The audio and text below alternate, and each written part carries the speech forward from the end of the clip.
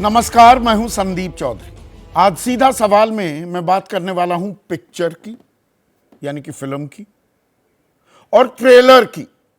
कोई भी पिक्चर जब रिलीज होती है उससे पहले ट्रेलर भी रिलीज किया जाता है।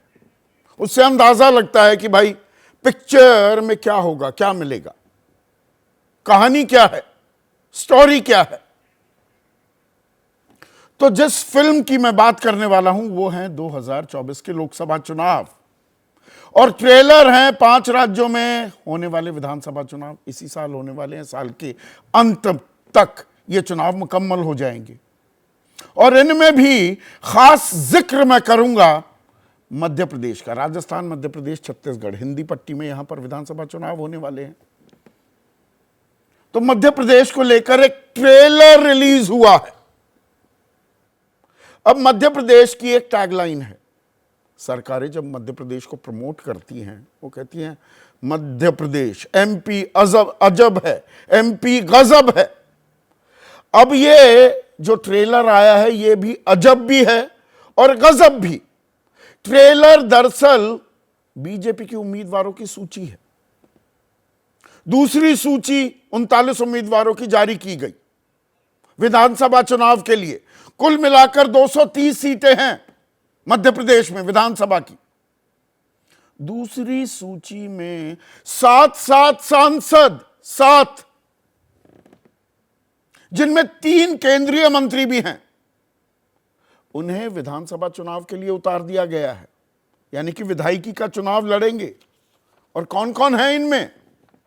देश के कृषि और किसान कल्याण मंत्री नरेंद्र तोमर, जल शक्ति राज्य मंत्री प्रहलाद सिंह पटेल, ग्रामीण विकास राज्य मंत्री फग्गन सिंह कुलस्ते, राकेश सिंह सांसद हैं लोकसभा के जबलपुर से, गणेश सिंह सतना से सांसद हैं, रीति पाठक ये सीधी से सांसद हैं, और उदय प्रताप सिंह ये होशंगाबाद से सांसद हैं।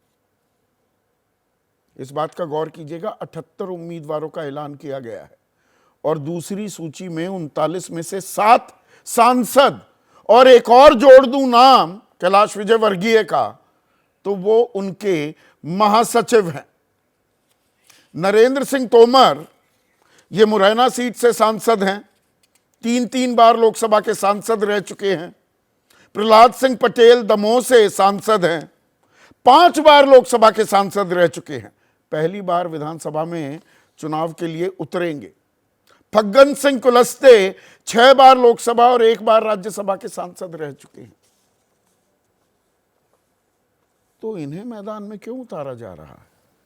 और उतारा जो जा रहा है, 8 सीटें हो गई। अगर कैलाश विजयवर्गीय को जोड़ दें तो 2 पर ही बीजेपी ने जीत हासिल की थी, 6 हार गई थी 2018 में। तो जो कमजोर सीटें हैं उन्हें मजबूत करने की ये रणनीति है क्या बीजेपी की? तो सांसदों की सांसदी भी दांव पर लगाने को तैयार है क्या? इसमें खेल अजब गजब है, यह शब्द मैं कई बार दोहराने वाला हूं। सांसद को विधानसभा चुनाव के लिए उतारा, वो विधायक बन गया, तो 2024 के लोकसभा चुनाव में तो वो फिर सांसद बनने नहीं उतारा जाएगा। कॉमन सेंस ये कहती है, हालांकि कोई ऐसी बंदिश नहीं है। और विधायक का चुनाव ही हार गया सांसद, तो फिर सांसदी का चुनाव दोबारा क्यों लड़वाया जाए? अब आजकल क्रिकेट का सीजन चल रहा है। एशिया कप हमने जीता, अभी ऑस्ट्रेलिया के साथ सीरीज चल रही है, फिर वर्ल्ड कप भी आने वाला है। तो कुछ क्रिकेटिंग टर्म्स का इस्तेमाल करूंगा। यह बीजेपी की जो रणनीति है, ये गुगली है, लेग स्पिन है, ऑफ स्पिन है, बाउंसर है या बीमर है? और किसके लिए? विपक्ष यानी कि कांग्रेस के लिए यहां तो सीधी टक्कर है, या अपने ही सांसदों, अपने ही पार्टी के बड़े नेताओं के लिए भी? क्योंकि बाकी सब सांसदों और मंत्रियों ने तो कहा पार्टी का निर्देश है, हम तो कार्यकर्ता हैं जी, पार्टी जो देगी जिम्मेदारी उसका हम वहन करेंगे। लेकिन कैलाश विजयवर्गीय क्या कहते हैं? सुनने लायक बयान है। लड़ने की इच्छा नहीं थी, अब बड़े नेता हो गए हैं, अब हाथ जोड़ने कहां जाएंगे कि भैया अब क्यों हाथ जुड़वा रहे हो? पर इसमें क्या एंटी इनकम्बेंसी का डर भी सताने लगा है बीजेपी को, क्योंकि अब बीजेपी ने, अमूमन बीजेपी क्या करती है कि जिस राज्य में उनका मुख्यमंत्री है, यानी कि उनकी सरकार है, उसी शख्स को, उसी मुख्यमंत्री को चेहरे के तौर पर पेश करती है। लेकिन सामूहिक नेतृत्व में ना सिर्फ मध्य प्रदेश बल्कि छत्तीसगढ़ और राजस्थान में चुनाव लड़ने का मन बना चुकी है बीजेपी। तो ये एंटी इनकम्बेंसी है क्या? उसका डर सताने लगा है। या दरअसल जो प्रधानमंत्री मोदी ने जुलाई और अगस्त के महीने में 430 कुल मिलाकर जो सांसद हैं एनडीए के, उनके साथ 11 क्लस्टर मीटिंग्स की थी, और उस मीटिंग में प्रधानमंत्री मोदी ने क्या कहा था? उन्होंने कहा कि सिर्फ राम नाम से काम नहीं चलने वाला है, आपको काम करना होगा। 2024 की लड़ाई में सिर्फ राम मंदिर के भरोसे ना रहें बल्कि स्थानीय लोगों का भरोसा जीतें। और उससे भी बड़ी बात, 13 मई को कर्नाटक के नतीजे आ गए थे विधानसभा के, जहां बीजेपी हारी थी। बीजेपी की कुल सीटों का दोगुनी से ज्यादा कांग्रेस लेने में कामयाब हो गई थी। तो 23 मई को ऑर्गेनाइजर, जो मुखपत्र है आरएसएस का, उसने एक लेख लिखा था और उसमें कहा था कि देखिए, सिर्फ प्रधानमंत्री मोदी का जादू और उनका करिश्मा और हिंदुत्व का जादू ये नैया पार नहीं लगाएगा। एंटी इनकम्बेंसी आने लगी है, नाराजगी लोगों में बढ़ने लगी है, भ्रष्टाचार का आरोप पहली बार चस्पा भी होने लगा है। तो इन सब की काट निकाल ली है। या प्रधानमंत्री मोदी ये कह रहे हैं तुम काम करो, ये चुनाव तो मैं जितवाऊंगा। उन्होंने बीड़ा, वो जिम्मेदारी अपने कांधों पर ले ली है। या इसमें दरअसल गुजरात मॉडल को फॉलो किया जा रहा है। 2022 में गुजरात में चुनाव हुए थे और 156-57 सीटें जो बीजेपी लेकर आई थी, वो अपने इतिहास में कभी, वो प्रयोगशाला है, वो उनका गढ़ है, पर इतनी सीटें कभी नहीं आई थी। जब प्रधानमंत्री नरेंद्र मोदी गुजरात के मुख्यमंत्री थे तब भी आंकड़ा नहीं छू पाई थी बीजेपी। भूपेंद्र पटेल के रहते ये किया गया। लेकिन 2021-2022 के चुनाव से एक साल पहले पूरे घर के बदल डालूंगा, सब बदल दिए थे बीजेपी ने, सब मंत्री, मुख्यमंत्री। नतीजा भी आया। तो उसे फॉलो किया जा रहा है। पर इसी मॉडल की तर्ज पर जब पश्चिम बंगाल में उतरे, 7 सांसद उतार दिए थे, 5 हार गए। तो हमारे पास वो उदाहरण भी है। पर क्या यह सिलसिला अभी नहीं थमने वाला है? एक और ट्रेलर आने वाला है क्या? जो खबरें आ रही हैं, राजस्थान में भी मंत्रियों को, केंद्रीय मंत्रियों की बात कर रहा हूं, और सांसदों को उतारने का मन बना लिया है बीजेपी ने। और जिनके नाम चर्चा में हैं, उनमें लोकसभा के स्पीकर ओम बिरला, गजेंद्र सिंह शेखावत केंद्रीय जल शक्ति मंत्री, कैलाश चौधरी कृषि राज्य मंत्री, राज्यवर्धन सिंह राठौड़ पूर्व केंद्रीय मंत्री सांसद हैं, किरोड़ी लाल मीणा राज्यसभा से सांसद हैं, और स्वामी सुमेधानंद सरस्वती सीकर से सांसद हैं। इनको मैदान में उतारने की बात की जा रही है। यहां भी सामूहिक नेतृत्व। तो क्या वसुंधरा राजे को चेहरा नहीं बनाया जाएगा? अभी महिला आरक्षण बिल पेश किया गया है, महिलाओं के सशक्तिकरण की ताल ठोकती घूम रही है बीजेपी। तो उनके चेहरे को कहीं नजरअंदाज किया जाएगा क्या? यह भी देखने वाली बात होगी। और इसमें कांग्रेस के लिए भी क्या संदेश है, इस पर हम चर्चा करने वाले हैं। ऐसे में आज का सीधा सवाल, और सवाल क्या है? विधानसभा चुनाव, मंत्रियों सांसदों पर बीजेपी का दांव, क्या है मायने? और एमपी तो बस झांकी, 24 की पिक्चर अभी बाकी। और आज किसी भी राजनीतिक दल के किसी भी नुमाइंदे को मैंने न्योता नहीं दिया, क्योंकि वो अपनी ताल ठोकेंगे। हर कोई अपनी रणनीति को जस्टिफाई करेगा। अंदर खाने क्या हो रहा है वो समझने के लिए देश के जाने माने पत्रकार और विश्लेषकों को मैंने न्योता दिया है। यशवंत देशमुख है मेरे साथ, सी वोटर के सर्वे सर्वा और एबीपी न्यूज के साथ लगातार वो नब्ज टटोलते रहते हैं, हम लगातार सर्वे करते रहते हैं। संजय कुमार एक और देश के नामी चुनावी विश्लेषकों में से एक, और 3 वरिष्ठ पत्रकार। आशुतोष सत्यहिंदी.com नाम का डिजिटल प्लेटफॉर्म भी चलाते हैं। पंकज शर्मा वरिष्ठ पत्रकार हैं, कांग्रेस से भी जुड़े रहे काफी लंबे वक्त तक। और जावेद अंसारी किसी परिचय के मोहताज नहीं है, वो इस चर्चा में जुड़ चुके हैं। तो यशवंत, केंद्रीय मंत्री और सांसद और 39 की लिस्ट में यह आंकड़ा 7, कैलाश विजयवर्गीय महासचिव के पद पर आसीन है, उन्हें भी जोड़ दे तो 8। ये कौन सा दांव आजमा रही है बीजेपी? देखिए संदीप, जो चीज मुझे समझ में आ रहा है कि कांग्रेस ने एक बहुत अच्छी रणनीति अख्तियार की थी हिमाचल प्रदेश के चुनाव के समय में, जब उन्होंने अपने यहाँ के क्षेत्रीय जो धुरंधर लोग थे, जिनका पूरे राज्य के लेवल पे नाम तो नहीं था, लेकिन अपने अपने 4-5 जिलों के ब्लॉक में उनका नाम, उनके रीजन में उनका नाम अच्छा था, उन सबको एक तरह से अपने अपने रीजन में आगे बढ़ा दिया था और एक तरह से ये कह दिया था कि जो ज्यादा जीत के आएगा मुख्यमंत्री वो बन जाएगा। और बिना किसी केंद्रीय नेतृत्व के किस कंट्रीब्यूशन के, जबकि प्रधानमंत्री मोदी खुद वहां पर प्रचार में भी चले गए, गृह मंत्री अमित शाह तो लगे ही थे, उसके बावजूद भी निहायत ही लोकल लेवल के ऊपर उन्होंने वो चुनाव जीता। और मुझे लगता है कि कुछ कुछ जो है उस स्ट्रेटेजी की एक तरह से मुझे लगता है कि एक उससे सीख करके बीजेपी भी इस चीज को इम्प्लीमेंट करना चाहती है शायद, क्योंकि अगर आप इन सारे नेताओं को देखेंगे तो आप पाएंगे कि इन सब का क्षेत्रीय स्प्रेड जो है वो बिल्कुल डिस्टिंक्ट है और अलग अलग है। मतलब वो आपके कोई ग्वालियर चंबल से, कोई महाकौशल से, कोई मालवा से, महाकौशल से आप देखेंगे कि उन्होंने एक तरह से हर रीजन से एक बड़े नेता को उन्होंने उतारा है।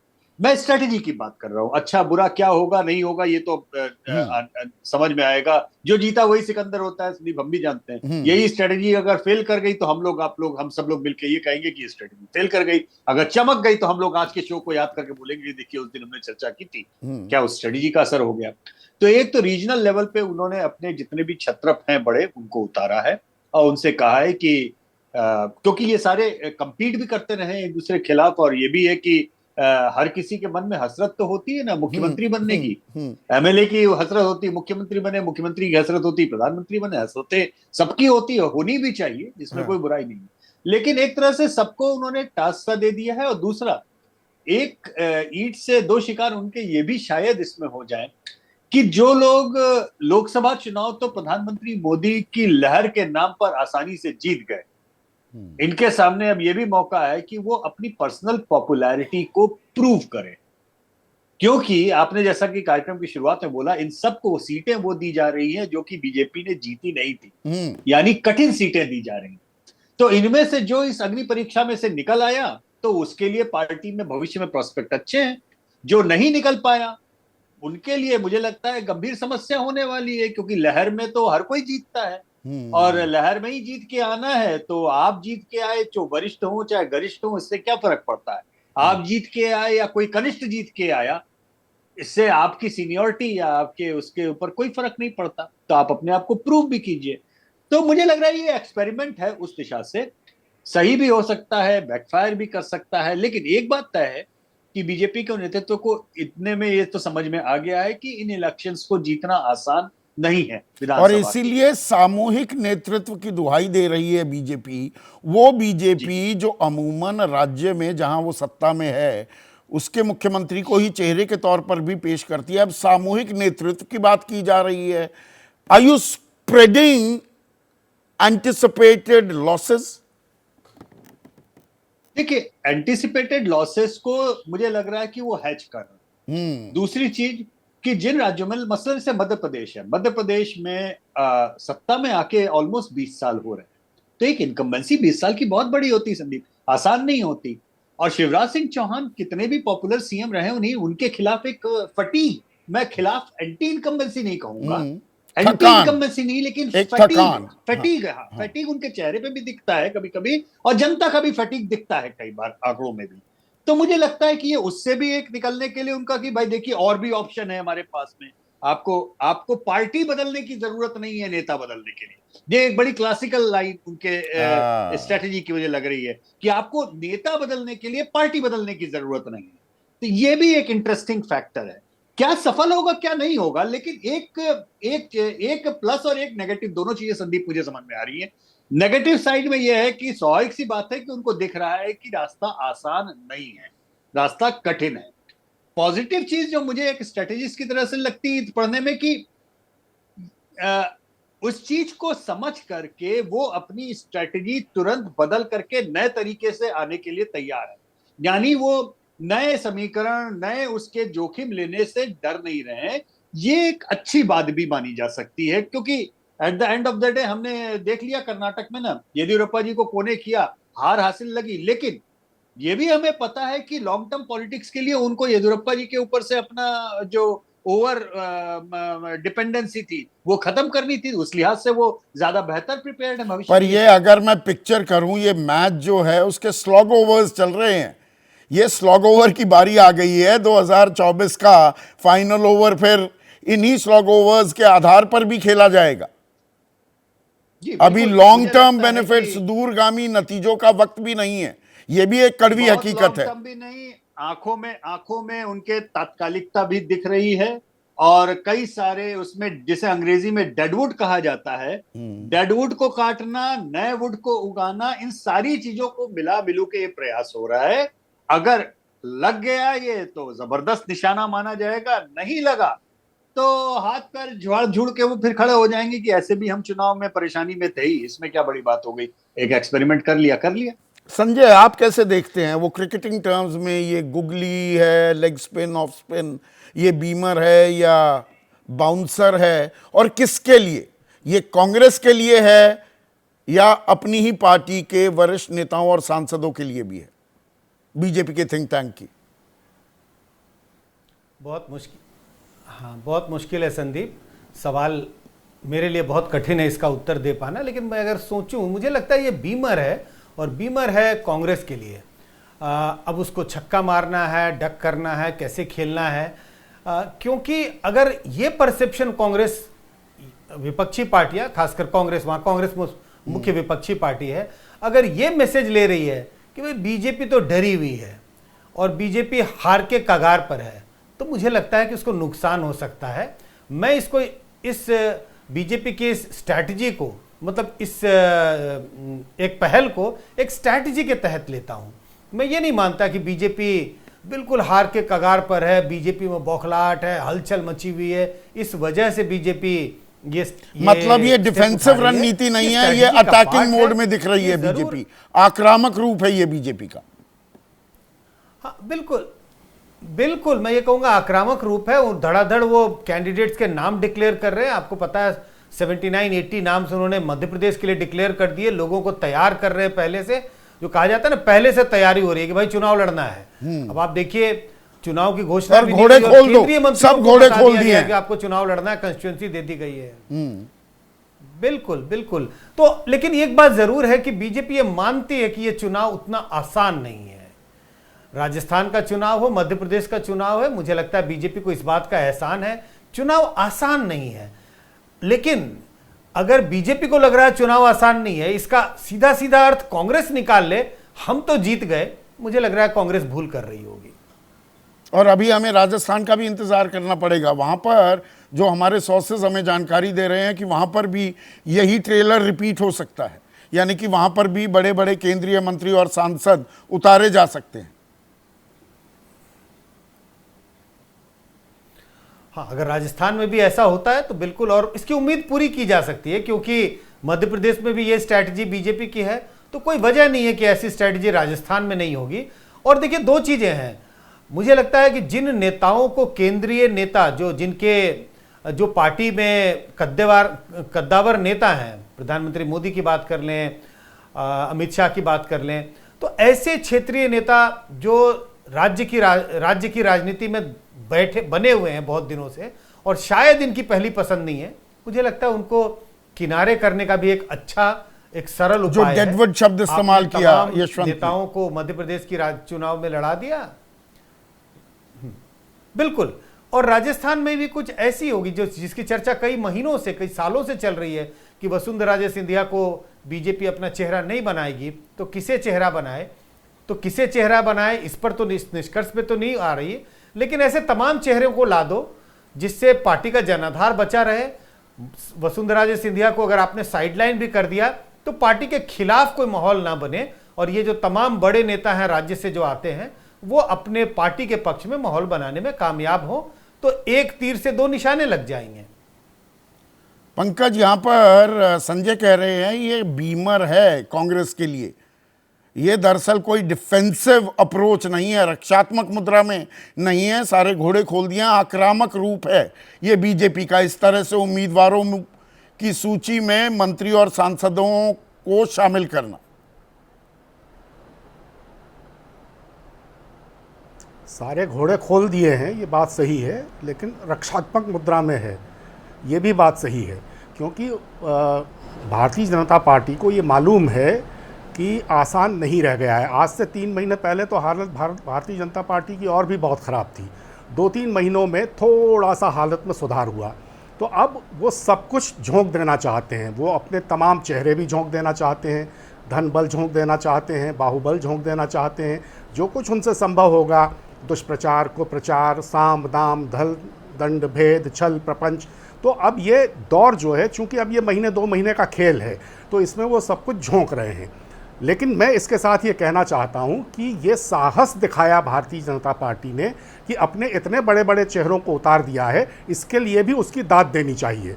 और ऐसा नहीं है कि उनका ये जो वार है ये एकदम खाली जाने वाला है, इससे निश्चित ही असर पड़ेगा, क्योंकि इससे बहुत सी सीटें कांग्रेस की ऐसी हैं जो अब तक लग रहा था कि बहुत आसानी से निकल जाएंगी, वो उतनी आसानी से नहीं निकल पाएंगी। तो कांग्रेस को इस नई रणनीति के तहत उसका काउंटर सोच करके और किस तरह के उम्मीदवार मैदान में दें और किस तरह की रणनीति अपनाएं, ये सोचना होगा, क्योंकि एक मतलब अब जीत जरूरी हो जाती है ना। आपने 7 ये सांसद पंकज और एक महासचिव को भी जो कह रहे हैं अरे भाई अब हाथ क्यों जुड़वा रहे हो, पर अब उन्हें जोड़ना पड़ेगा, तो सब धुरंधरों को कह दिया कि भैया जाइए और जीतिए, वरना भाई आप विधायकी भी नहीं जीत पाए तो सांसदी तो मिलेगी नहीं। तो सबके लिए एक वो कसौटी पर तो कसने वाला काम शुरू कर दिया है, सबकी परख हो रही है। हाँ, तो अब सबके लिए इम्तिहान है, भारतीय जनता पार्टी में सबके लिए इम्तिहान है, और चूंकि उन सबके लिए इम्तिहान है तो इसलिए कांग्रेस में भी अब सबके लिए इम्तिहान है, और ये एक कड़ा इम्तिहान है। ये मानकर अगर कांग्रेस चलेगी कि बिल्कुल जीत ही रहे हैं, कांग्रेस की एज है, कांग्रेस आसानी से मध्य प्रदेश का चुनाव जीत रही है, इसमें कोई दो मत नहीं है। कांग्रेस छत्तीसगढ़ में भी बहुत आसानी से जीत रही है, इसमें भी दो मत नहीं है, क्योंकि जनता अपना मन बना चुकी है। और राजस्थान में भी कांग्रेस की सरकार बन सकती है दोबारा, लेकिन अब ये आराम से बैठने का वक्त नहीं है। आपने अपने शुरुआती जवाब में ही जो कहा रणनीतिकार कि 3 महीने पहले कांग्रेस काफी आगे थी, आपका आकलन ये है, अब इसका मतलब वो कैचअप कर रही है बीजेपी, और अभी 2 महीने और बचे हैं, तो लड़ाई जबरदस्त होने वाली है। ये इसमें कोई दो मत नहीं है कि भारतीय जनता पार्टी से कांग्रेस 3 महीने पहले बहुत आगे थी, ये गैप थोड़ा कम हुआ है, और जो नई रणनीति भारतीय जनता पार्टी ने शुरू की है उसके चलते कांग्रेस को बहुत सावधानी से, सतर्कता से, पूरी मेहनत से और चप्पे चप्पे पर निगाह रखकर अपनी रणनीति बनानी होगी। ये चुनाव ऐसा नहीं है कि कोई बिल्कुल कांग्रेस जीत ही जाएगी। कांग्रेस की एज इसलिए है कि जनता ने मन बना लिया है भारतीय जनता पार्टी को हटाने का, लेकिन ज़मीनी स्तर पर भारतीय जनता पार्टी के कार्यकर्ताओं की जो फौज है, मैं व्यक्तिगत तौर पर मानता हूं कि चुनाव लड़ने में उसकी गंभीरता और उसका पूरा छल प्रपंच कांग्रेस से बहुत ज़्यादा गहरा होता है। तो कांग्रेस को ये चुनाव पूरी मुस्तैदी के साथ लड़ना पड़ेगा।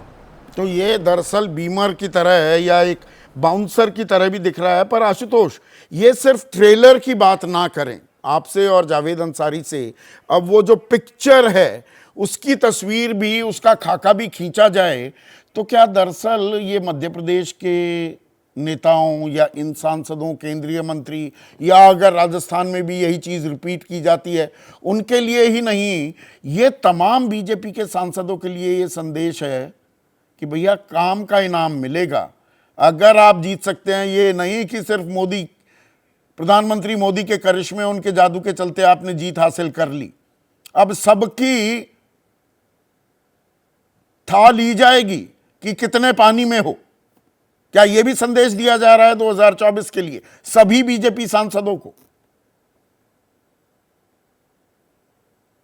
अनम्यूट कीजिए आशु। संदीप, इतनी देर से आप मुझे ये बताने की कोशिश कर रहे थे कि जो सारे सवाल पर्चे में आएंगे वो मध्य प्रदेश के होंगे। अब आप राष्ट्रीय स्तर पर सवाल करें जिसकी मैंने तैयारी नहीं की है, तो मैं क्या करूं मैं। खैर, ये तो लाइटर वेन की बात है।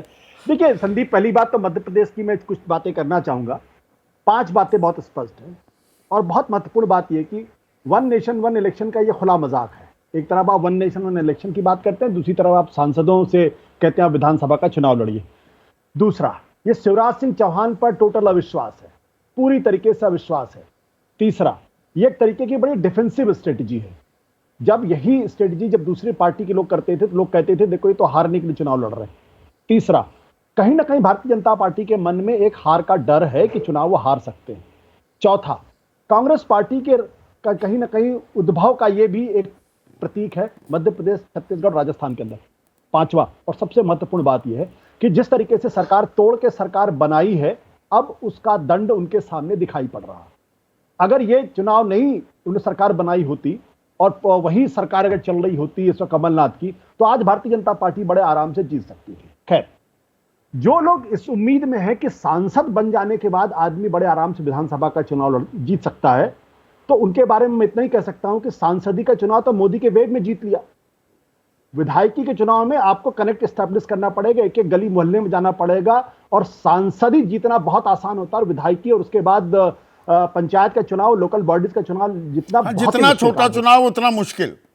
बिल्कुल, तो ये सांसद जीत जाएंगे अपने और ये मुझे लगता है कि इन सब लोगों को एक तरीके से बड़ी मुश्किल का सामना होने वाला है। और नरेंद्र, इनमें से एक भी नेता ऐसा नहीं है जो एक विधानसभा के बाद दूसरे विधानसभा में जिताने की हैसियत रखता हो। ये मैं बड़ी ईमानदारी के साथ इस बात में कह रहा हूं। पर बीजेपी ये दांव फिर क्यों चलेगी? बीजेपी, उनकी रणनीति, उनके थिंक टैंक को मैं कभी कमतर आंक कर नहीं देखता हूं। ये साइकोलॉजिकल वॉरफेयर है। नरेंद्र मोदी की सबसे बड़ी खासियत यह है कि चुनाव के पहले वो साइकोलॉजिकल वॉरफेयर करते हैं और मीडिया इस बात को बड़ी मजबूती के साथ उठाता है। देखिए क्या मास्टर स्ट्रोक खेला है, कैबिनेट मिनिस्टर नरेंद्र सिंह तोमर को भेज दिया उन्होंने मध्य प्रदेश के अंदर चुनाव लड़ने में। हकीकत यह है कि सांसद विधानसभा का चुनाव उतनी मजबूती से नहीं लड़ पाता जितनी मजबूती से उसको लड़ना चाहिए। अब जहां तक आपने लोकसभा के चुनाव के बारे में बातचीत की है, तो अगर आप नरेंद्र मोदी जी 51 मिनट के भाषण में 45 मिनट अगर कांग्रेस को कोस रहे हैं, और ये एक पैटर्न है, जब नो कॉन्फिडेंस मोशन था उसमें भी अगर आप ध्यान से देखें तो 2.25 घंटे के भाषण में 1.25 घंटे उन्होंने कांग्रेस को कोसा है। तो क्या कांग्रेस पार्टी इतनी मरी गिरी है कि उसको कोसने की जरूरत है? इसका मतलब उनको इस बात का एहसास है कि कांग्रेस पार्टी अब खड़ी हो गई है, और कांग्रेस पार्टी अगर खड़ी हो गई है और खासतौर पर नॉर्थ इंडिया के अंदर उनको डैमेज कर सकती है। तो मध्य प्रदेश का ये चुनाव, छत्तीसगढ़ का ये चुनाव, राजस्थान का चुनाव 2018 की तुलना में बिल्कुल अलग होगा, क्योंकि 2014 और 2019 के चुनाव इनको मैं एक्स्ट्रा ऑर्डिनरी सिचुएशन में मानता हूं। वो बिल्कुल एबनॉर्मल सिचुएशन थी। 2014 में लोगों को मनता मनमोहन सिंह को हटाना है, इसलिए कोई भी होता चुनाव जीत जाता, नरेंद्र मोदी होते, नितिन गडकरी होते, सब जीतते। 2019 में बालाकोट के बाद सिचुएशन एबनॉर्मल हो गई थी, सामान्य चुनाव नहीं था। लेकिन 2024 का लोकसभा का चुनाव पिछले 10 सालों में पहला सामान्य चुनाव होगा, जहां मुद्दे होंगे, नेता होंगे, रणनीति होगी और तमाम तरीके की रिसोर्सेज होंगे, और उसमें जो आगे बढ़ पाएगा वही चुनाव जीत पाएगा। 2019 में अगर आप देखिए तो उस वक्त अपोजिशन यूनिटी नहीं थी, आज अपोजिशन यूनिटी इंडेक्स स्ट्रांग है। सेंटर के ऊपर एक मजबूत विकल्प देने की कोशिश कर रहे हैं। वैचारिक स्तर पर वो नरेंद्र मोदी की सरकार को देश को टुकड़े करने वाले बता रहे हैं, और साथ ही साथ ओबीसी पॉलिटिक्स को, मंडल 2 को खड़ा करने की कोशिश कर रहे हैं। ये सारी चीजें 2014-2019 में अनुपस्थित थी। और साथ ही साथ अगर मध्य प्रदेश और छत्तीसगढ़ अगर भारतीय कांग्रेस पार्टी का जीत जाती है, राजस्थान में अगर बॉर्डर पर रहती है, और तेलंगाना में अगर कोई कमाल कर देती है, तो यकीन मान लीजिए नैरेटिव 2024 का बदलेगा। वो नरेंद्र मोदी के को एक बहुत तगड़ा मुकाबला देगा, और ऐसे में नरेंद्र मोदी 2000 बहुमत का आंकड़ा छू पाएंगे। मुझे इस बारे में पूरी तरीके से संदेह लगता है। नैरेटिव बदलेगा। आपने कहा विधानसभा और लोकसभा चुनाव को साथ जोड़कर देख रहे हैं, ये एक और धारा है, इस पर भी हम चर्चा करेंगे। लेकिन जावेद भाई, बीजेपी का सामूहिक नेतृत्व पर जोर देना और अपने बड़े बड़े चेहरों को मध्य प्रदेश में उतारना, राजस्थान से भी ऐसी ही खबरों का आना, क्या एक ये अंतर कलह की ओर भी इशारा करता है, जो दरअसल एक बड़ी बीमारी थी कांग्रेस की, क्या वो घर कर गई है बीजेपी में भी, और उसको पाटने की एक ये कोशिश के तौर पर देखा जाए? देखिए, बहुत से लोगों ने बहुत सी बातें की। मुझे लगता है कि इनको ये जाहिर हो गया है, इनको भी इस चीज़ का एहसास है कि लड़ाई बड़ी कठिन है, बहुत ज़बरदस्त चुनौती है, राजस्थान में भी, मध्य प्रदेश में भी। और इसलिए इन्होंने ये जो last throw of the dice जिसे कहते हैं ना, ये आखिरी दांव। और इसके पीछे एक और बड़ी मेरे दिमाग में एक बात आई कि अभी तक तो भाजपा ये समझती थी कि नरेंद्र मोदी जी का जो शख्सियत है उसके बलबूते पे हम सारे इलेक्शन जीत जाएंगे। लेकिन कर्नाटका और हिमाचल के बाद इनका कुछ ऐसा एहसास हुआ है कि जहां लोकल चेहरे ने बहुत पॉपुलर ना हो, स्ट्रांग ना हो, अब मोदी जी अकेले वो क्षमता नहीं रखते हैं कि आपका बेड़ा पार करा दे। और इसे रेड फ्लैग ऑर्गेनाइजर ने 23 मई को किया था कि प्रधानमंत्री मोदी का जादू तो और हिंदुत्व, और इसके सारे काम नहीं चलेगा। फिर इसलिए इन्होंने ये जो सो कॉल्ड उनके पार्टी के हैवी वेट्स हैं उनको उतारा है। अच्छा, दूसरा ये ऐसा क्यों है? ये ऐसी पार्टी है जो हमेशा करती थी, अटल बिहारी वाजपेयी जी के भी ज़माने में और यहाँ भी, कि भाई 1 to 1 होना चाहिए। आपका कौन लीडर है बताइए, हमारे पास तो नरेंद्र मोदी हैं, हमारे पास अटल बिहारी वाजपेयी। अब स्टेट्स में एक पे क्या हुआ कि जिन लोगों के जो आपके जाने माने चेहरे हैं, चाहे वसुंधरा राजे सिंधिया जी हों या चाहे शिवराज सिंह चौहान साहब हों, इनको सडनली हटा के अब दूसरों को अब ये कह जाए कि भाई मतलब केंद्र में चेहरा पूछते हैं, राज्यों में चेहरा बताते नहीं। तो क्या वजह है भाई? जो आदमी 3 बार मुख्यमंत्री, चौथी बार मुख्यमंत्री होंगे शिवराज जी, ये तो कोई किसी की चैरिटी पे तो नहीं हुआ ना, कुछ रहा होगा तब होगा। कहीं ऐसा तो नहीं है कि इनको ये लगता है कि भाई देखिए हो सकता है अपनी ही टॉप लीडरशिप में अविश्वास, राज्य की टॉप लीडरशिप में, और दूसरे के जो भी पोटेंशियल चैलेंजेस हों उनको अपने। पर ये खेमेबाजी भी एक दिक्कत है कि भाई सारे लड़ो, आओ सब मिलकर लड़ो। ये खेमेबाजी को पाटने की भी रणनीति है क्या? नहीं, खेमेबाजी को पाटने की, चलो सब मिलकर लड़ो वो तो ठीक है, लेकिन तो फिर सिंधिया साहब को लड़ाना चाहिए ना वहाँ मध्य प्रदेश से, चंबल रीजन से, जो पिछली बार इतनी ज्यादा सीटें लगा, वो मुख्यमंत्रीशिप वो नाराज होके इसलिए गए क्योंकि यहाँ कोई चांस नहीं था मुख्यमंत्रीशिप का फौरी तौर पे। तो आप इस बार लड़ाना चाहिए भाई, नए चेहरा हैं, बड़े राजघराने से आते हैं, बड़ा नाम है, बहुत अच्छा काम करते हैं, बहुत अच्छी हिंदी अंग्रेजी बोलते हैं, तो उनको भी लड़ाना चाहिए था। उनको क्यों छोड़ दिया फिर? ये अपने आप में एक दिलचस्प सवाल है यशवंत, जो जावेद उठा रहे हैं यहाँ पर। या उनका सवाल, लेकिन वो तो बहुत ही जावेद भाई उसका जवाब भी अच्छे से जानते हैं। मध्य भारत, आशुतोष बहुत अच्छा इस चीज को समझा चुके हैं अपने एक कार्यक्रम में भी, कि ये बीजेपी का, भारतीय जनसंघ का ओरिजिनल ऑर्गेनाइजेशनल गढ़ रहा है, तो वो इंपोर्ट को कहीं से भी नहीं बनाएंगे। अगर कोई ये गलतफहमी रखता है कि भारतीय जनता पार्टी या संघ के स्ट्रक्चर में मध्य प्रदेश में वो किसी इंपोर्ट को आके बना देंगे ऐसे तुरंत के तुरंत मुख्यमंत्री की पोजीशन पे, तो मुझे लगता है कि नहीं, चुनावी मैदान में उतारने की बात कह रहे हैं जावेद। वो उसका मतलब यही है यशवंत भाई। आसाम में तो किया इन्होंने ना यशवंत जी, आसाम में तो किया इन्होंने। उपाय नहीं था आसाम के अलावा, आप गिनिए ना, आसाम में उनके पास में उपाय नहीं था, आसाम में उनके पास में उस तरीके का कोई नेता नहीं था। पर इसको थोड़ा एक मिनट यशवंत, संदीप, हाँ, मुझे लगता है कि इससे तो और भी ज्यादा क्लैरिटी है कि ज्योतिरादित्य सिंधिया मुख्यमंत्री बनने की रेस में संघ की ओर से या भाजपा की ओर से नहीं माने जा रहे हैं। पर इसमें एक चीज जो आशु ने बोली यशवंत, कि ये देखिए ये 24 के लिए नैरेटिव भी है, और 24 की लड़ाई कितनी गंभीर है वो दिख रही है विधानसभा की तैयारियों में भी। हमने कई बार चर्चा की है, आपने, मैंने, संजय भी रहे हैं पैनल पर, कि देखिए लोकसभा और विधानसभा चुनाव का कोई सीधा रिश्ता नहीं है। 2018 में इसी मध्य प्रदेश में या छत्तीसगढ़ में, राजस्थान में कांग्रेस जीत गई थी तीनों राज्य, पर सुपड़ा साफ हो गया था जब लोकसभा की बात आई। 25 में से 25 हार गई कांग्रेस, 29 में से 28 हारी, 10 में से 11 में से 10 हार गई छत्तीसगढ़ में भी। तो इस बार इतना जोर क्यों, इतनी जोर आजमाइश क्यों, अगर कोई कनेक्ट ही नहीं होता नहीं विधानसभा और लोकसभा में?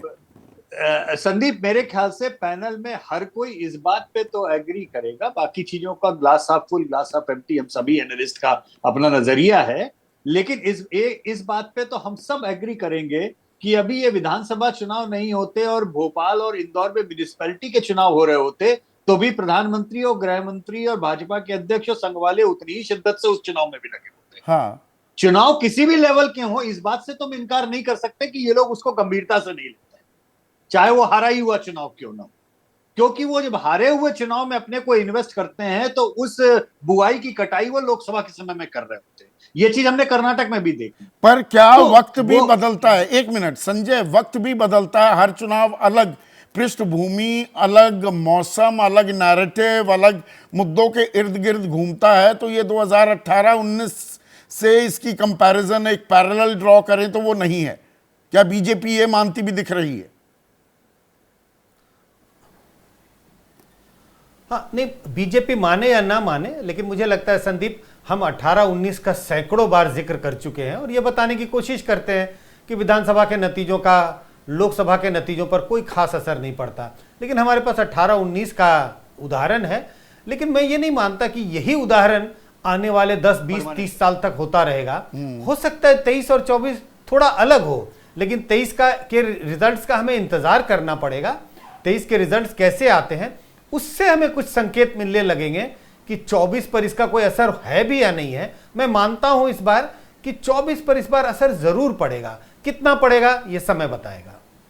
कितना पड़ेगा ये समय बताएगा। पंकज, छोटा सा कमेंट, 2018-19 और 23-24 फर्क है?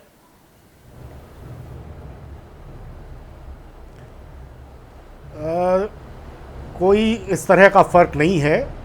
सिर्फ इतना फ़र्क है कि इस बार जो ये विधानसभा के चुनावों के नतीजे आने वाले हैं ये इतने पहले से साफ दिखाई दे रहे हैं, और ये भी साफ दिखाई दे रहा है कि इस बार 2024 में इन चुनावों के नतीजों के अलावा भी बहुत से ऐसे कारण हैं जिनकी वजह से भारतीय जनता पार्टी को केंद्र में स्पष्ट बहुमत पाने में बहुत मुश्किल आने वाली है। पर अभी सितंबर महीने के आखिरी दिनों में हम बैठे हैं। अभी राजनीति में कहते हैं एक रात भी बहुत कुछ बदल देती है, पर यहाँ पर जो ये रणनीति है ये क्या बता रही है?